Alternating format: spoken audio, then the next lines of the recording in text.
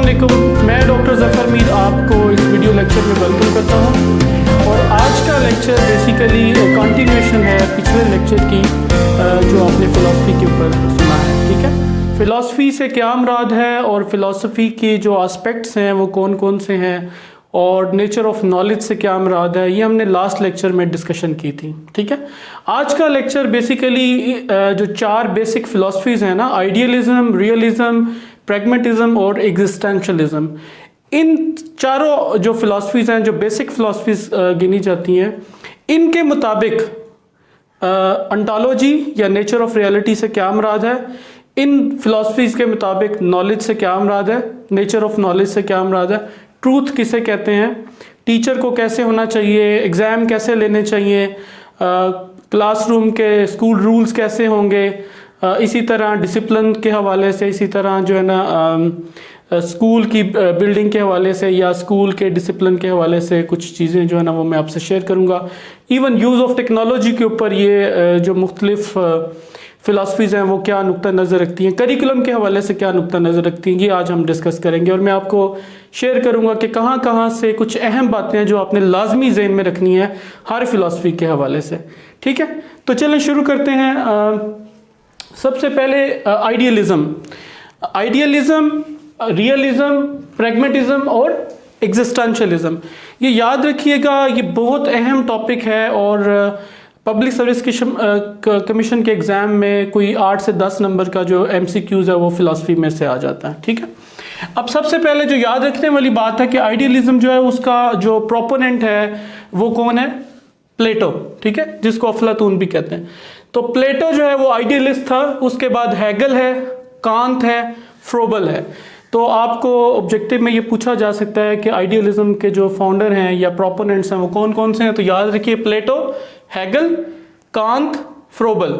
इसी तरह जो रियलिज्म है, रियलिस्ट कौन कौन से हैं, एरिस्टोटल आपको याद होगा कि मैंने पिछली वीडियो में आपको बताया था कि एरिस्टोटल जो है वो प्लेटो का शागिर्द था। इस एरिस्टोटल ने प्लेटो की एकेडमी से या स्कूल ऑफ थॉट से जो तालीम हासिल की थी। बाद में इसने अपना स्कूल ऑफ थॉट चेंज कर लिया और रियलिज्म में इसने सारी फिर अपनी थेरीज दी। इसी तरह पेस्टालोजी, जॉन लॉक, डिकार्ट्स, रोसो के हवाले से अक्सर MCQs बन जाता है, जॉन लॉक के हवाले से बन जाता है। पेस्टालोजी और एरिस्टोटल, इनको याद रखें कि ये रियलिस्ट हैं। ठीक है, प्रैग्मेटिस्ट कौन है, जॉन डेवी, ये बहुत मशहूर फ़िलासफ़र है जॉन ड्यू। और अमेरिका के अंदर उनकी यूनिवर्सिटीज़ में भी जाएं तो वहाँ पे उसके कई जो है ना वो लिखे होते हैं जो उसने बातें कही हैं। विलियम जेम्स और किल पैट्रिक, ये सारे जो हैं ये बेसिकली प्रैग्मेटिस्ट हैं। फिर एग्जिस्टेंशलिज्म में कौन कौन है, कार्ल जैस्पर, मॉरिस और सार्त्री।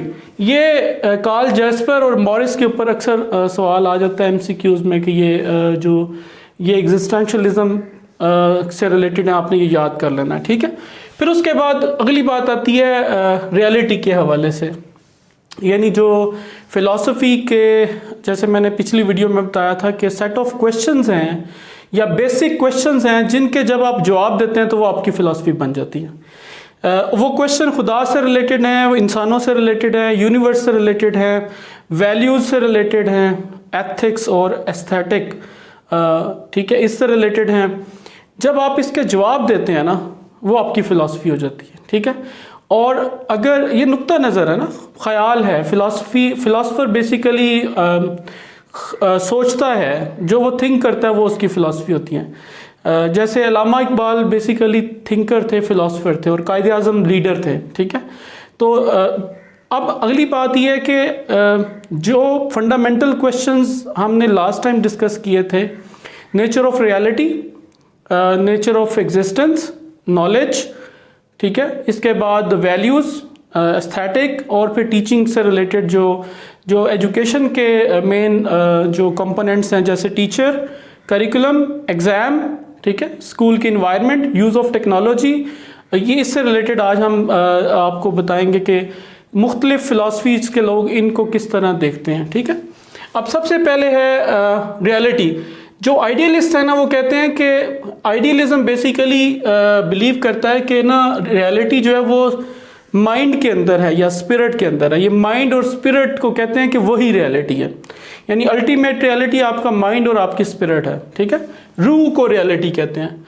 वर्ल्ड ऑफ स्पिरिट यानी रूह की दुनिया या माइंड की दुनिया जो है ना, वही एक्चुअली रियलिटी की नेचर है।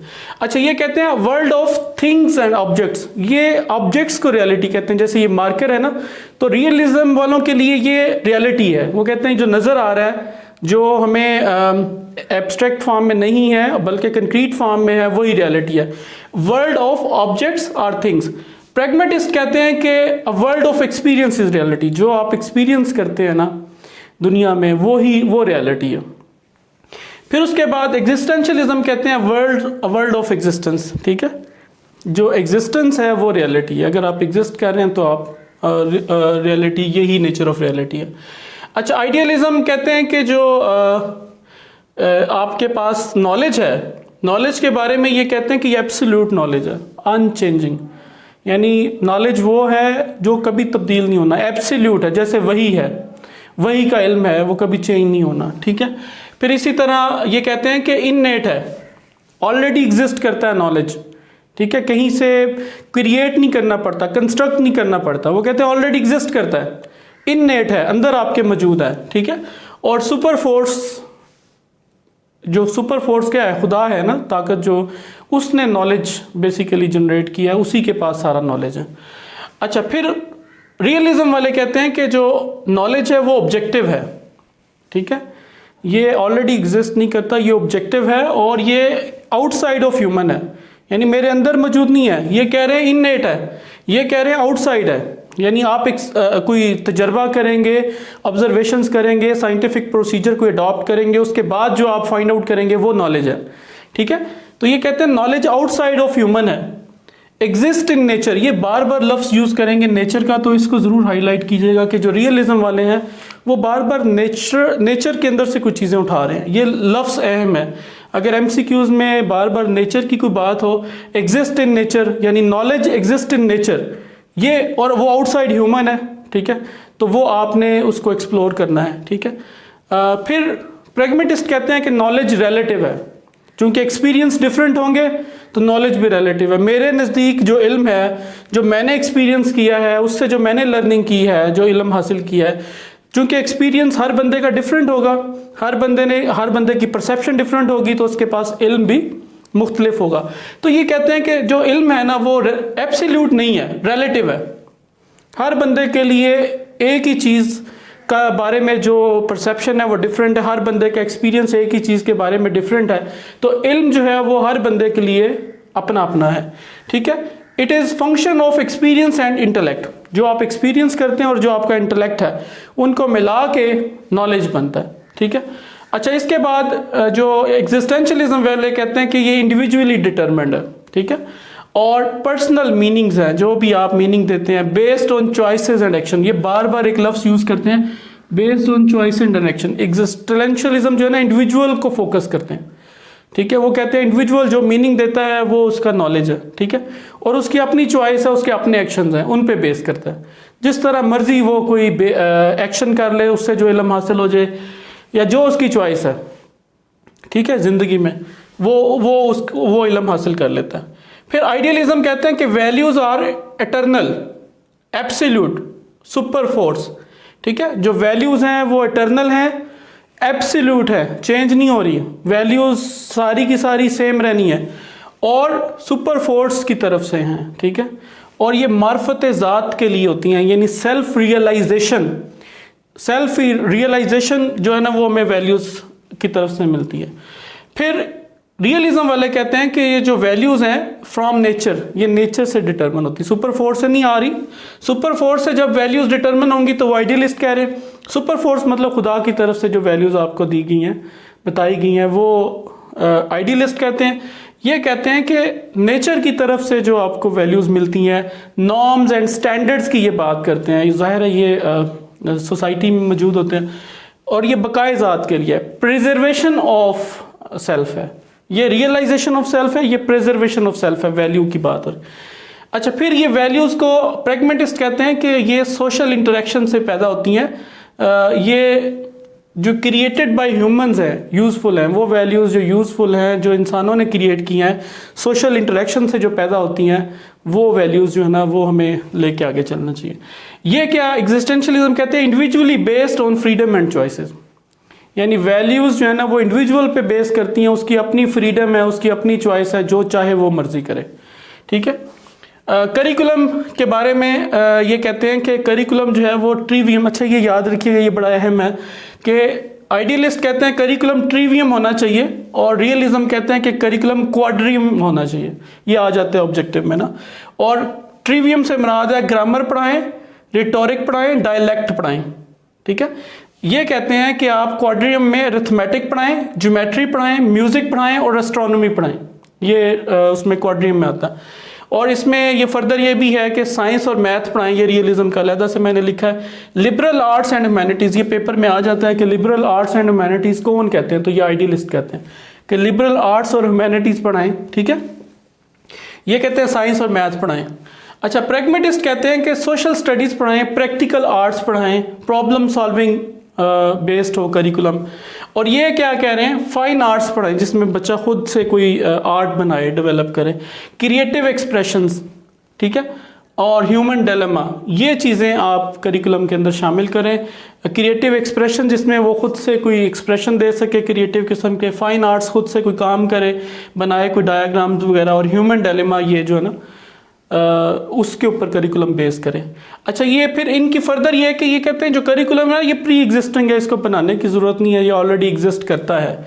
ये कहते हैं कि एक्सटर्नल है, आउटसाइड पड़ा हुआ है, उसको आप बच्चे के अंदर जो है ना उसको टीच करें।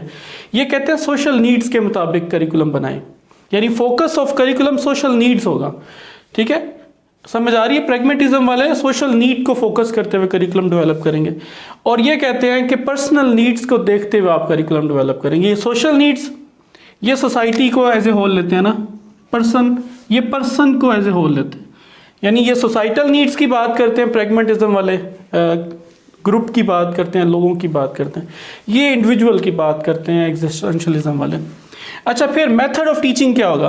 मेथड ऑफ टीचिंग आइडियलिज्म वाले कहते हैं कि लेक्चर मेथड हो, रिसाइटेशन हो, रेसिटेशन हो, और फिर डिडक्टिव मेथड ऑफ, डिडक्टिव से इसलिए कि ऑलरेडी एग्जिस्ट करता है उसको इस्तेमाल कर लें, जर्नल टू स्पेसिफिक। ठीक है। अच्छा, रियलिज्म वाले कहते हैं लेक्चर मेथड हो, लैब वर्क होना चाहिए, यानी लेबॉर्ट्री में वर्क करवाएं, साइंटिफिक आपने अप्रोच यूज़ करनी है तो इसलिए ऑडियो विजुअल जो एड्स हैं वो यूज़ की जाएं।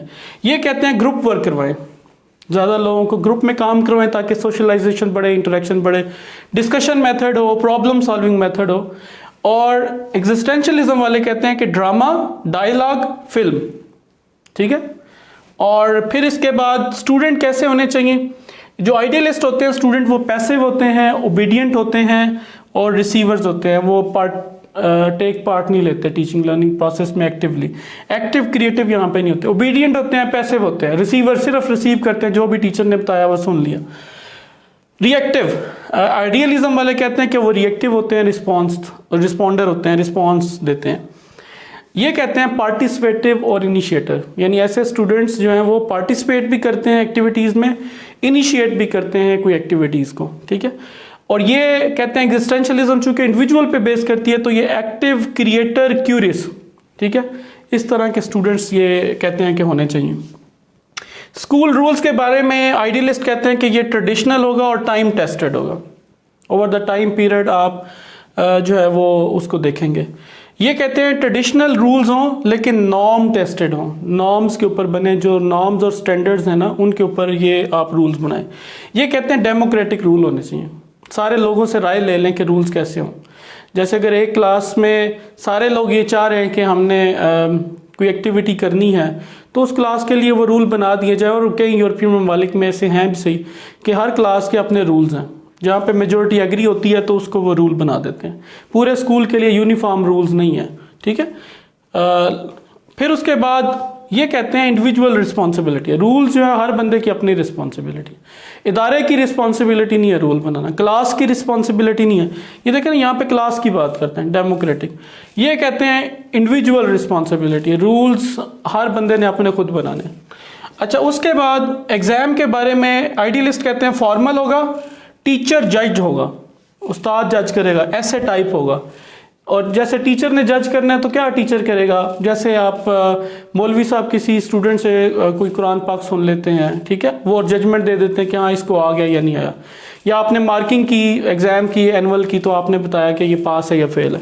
अच्छा, इसमें वो कहते हैं कि लैब परफॉर्मेंस, जैसे प्रैक्टिकल वर्क आप लेते हैं, ऑब्जेक्टिव एग्जाम लें, ऑब्जेक्टिव टाइप टेस्ट लें, ठीक है, स्टैंडर्डाइज हो, स्टैंडर्डाइजेशन, ऑब्जेक्टिव और लैब परफॉर्मेंस की ये बात करते हैं। ये कहते हैं हैंड्स ऑन वर्क हो, कोई उनसे प्रैक्टिकल वर्क करवाएं, प्रॉब्लम सॉल्विंग, कोई क्वेश्चंस दें, ठीक है। और ये कहते हैं कि डी पर्सनलाइज एजुकेशन, एजुकेशन को डी पर्सनलाइज कर दें, ठीक है। तो ये एग्जाम के झंझट से आज़ाद कर दें, ठीक है, कि एग्ज़ाम लेने हैं आपने और उसको प्रेशर होना है। अच्छा, फिर उसके बाद टीचर और एडमिनिस्ट्रेशन में क्या रिलेशनशिप है, ये मिलिट्री मॉडल है कि एडमिनिस्ट्रेशन और टीचर में जो रिलेशनशिप है वो मिलिट्री का है। जैसे मिलिट्री में बॉस जो है वो ऑर्डर्स देता है, तो एडमिनिस्ट्रेशन टीचर को जो है ना वो ऑर्डर्स देती है टू ओबे, ठीक है, टीचर। और ये बिजनेस मॉडल है। रियलिज्म वाले कहते हैं टीचर का और एडमिनिस्ट्रेशन का जो रिलेशनशिप है वो बिजनेस है, फॉर्मल है और बिजनेस मॉडल पे। फिर इसके बाद ये टू वे हो जाता है तकरीबन ना, बिजनेस गिव एंड टेक होता है। प्रैग्मेटिस्ट कहते हैं कि ये इनफॉर्मल होगा, टीचर और एडमिनिस्ट्रेशन का रिलेशनशिप डेमोक्रेटिक होगा, कमेटी मॉडल होगा, जैसे कमेटी कुछ लोगों की बन जाती है और फैसले करती है, तो इस तरह। अच्छा, फिर उसके बाद ये कहते हैं लर्निंग मॉडल कौन से फॉलो करते हैं, जो आइडियलिस्ट हैं वो प्लेटो का और अगस्टाइन का जो लर्निंग मॉडल है वो फॉलो करते हैं। रियलिज्म वाले थॉर्नडाइक का, स्किनर का, ज्ञाने का और हल का लर्निंग मॉडल फॉलो करते हैं। और इसी तरह प्रैग्मेटिस्ट जो हैं वो जॉन डेवी का, बेंदूरा का, गेस्टाल्ट का जो लर्निंग मॉडल है वो फॉलो करते हैं। और एग्जिस्टेंशलिस्ट जो हैं वो रॉजर का फिनोमेनोलॉजी का मॉडल जो है ना वो फॉलो करते हैं। अच्छा, यूज़ ऑफ टेक्नोलॉजी के बारे में ये कहते हैं कि रिस्ट्रिक्टेड है, टेक्नोलॉजी का इस्तेमाल ना किया जाए, ठीक है। ये कहते हैं कि ब्रॉड एप्लीकेशन है टेक्नोलॉजी को, हम चूँकि एक्सपेरिमेंट्स करने हैं तो टेक्नोलॉजी का मैक्सिमम इस्तेमाल करें। और ये कहते हैं यूटिलिटी की जो अप्रोच है वो यूज़ की जाए, जहाँ जहाँ फ़ायदा होता है वहाँ इस्तेमाल कर लें, ठीक है। और ये स्केप्टिकल है, ज़ाहिर है इंडिविजुअल ने टेक्नोलॉजी को इस्तेमाल करना है तो वो स्केप्टिकल रहेगा। आई होप कि आपको ये आइडियलिज्म, रियलिज्म, प्रैग्मेटिज्म और एग्जिस्टेंशलिज्म से मालूमात काफ़ी मिल गई होंगी। अब नेक्स्ट वीडियो में मैं इंशाल्लाह आपको जो एजुकेशनल थेरीज़ हैं ना, इन्हीं से रिलेटेड, इन्हीं जो बेसिक फ़िलासफ़ीज़ हैं इनसे रिलेटेड जो एजुकेशनल थेरीज़ हैं, प्रीनिहिलिज्म, एग्जिस्टेंशलिज्म, ये इस तरह एसेंशियलिज्म, उनके ऊपर मैं नेक्स्ट वीडियो पे बात करूंगा और देखेंगे कि जो एजुकेशनल थेरीज़ हैं वो किस तरह एजुकेशनल जो एलिमेंट्स हैं उनको जो है वो उनके ऊपर जवाब देती हैं, ठीक है। आई होप कि ये आपको हेल्प आउट करेगा। कंटिन्यूएशन में अगर आप देखेंगे तो पहले फ़िलासफ़ी की है, फिर अब बेसिक फ़िलासफ़ीज़ और उनके आंसर्स, और फिर इसके बाद एजुकेशनल थेरीज़ और उनके एजुकेशनल कंपोनेंट्स के ऊपर जो नुक्ता नज़र है वो मैं आपसे नेक्स्ट वीडियो में शेयर करूँगा। बाकी तमाम जो वीडियोज़ हैं कंटिन्यूटी में वो इस वीडियो के डिस्क्रिप्शन बॉक्स में दी हुई हैं, आप उनको देख सकते हैं। अल्लाह।